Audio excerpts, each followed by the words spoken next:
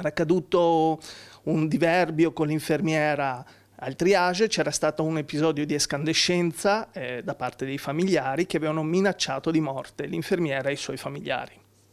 Una cosa molto grave. Una cosa molto grave che non aveva una barriera che oggi ci può essere invece grazie a questa guardia giurata. È il 20 luglio quando un'infermiera in servizio al triage del pronto soccorso dell'ospedale di Campo San Piero viene aggredita e minacciata dai familiari di un paziente. Solo l'ultimo episodio purtroppo di una crescente tensione che aveva visto 3 persone ferite, un medico, un infermiere, un carabiniere accorso in difesa al pronto soccorso di Cittadella lo scorso 2 novembre.